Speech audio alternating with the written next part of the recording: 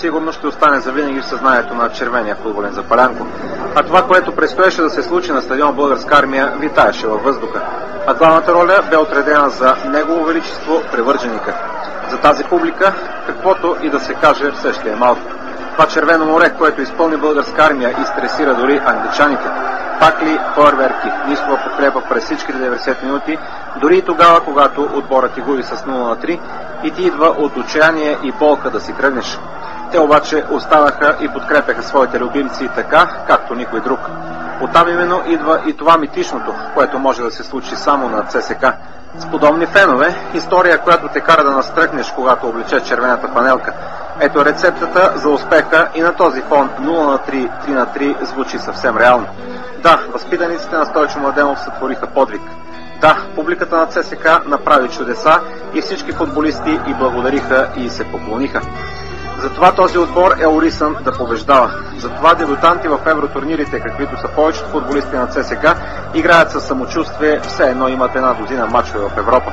Защото знаят, че това червено море ще е винаги с тях и в добри и в лоши моменти.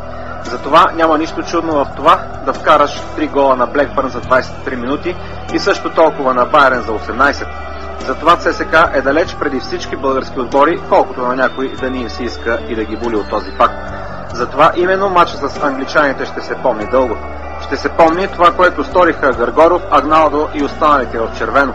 Сравнете ги като имена с Дъв, Дън, Кол, Тугай и Томсън. Разликата е огромна, но марката ЦСКА е тази, която изравнява везните. Затова може би ще трябва да мине още малко време, за да могат и самите футболисти да осъзнаят какво са направили. А то със сигурност ще работи за тях. Защото за 3 месеца отбор трудно се прави, но след 3 години, разбира се, ако се запази този тим на ЦСКА, ще е наистина страшно за противниците им. Иначе болката остава. Болката от пропуснатия шанс, от това да отпаднеш от един от най-силните английски отбори. Блекбърн със сигурност ще бъде в шестицата на английската висша лига, без да си загубил. Болката от подигравките на един страничен съдия.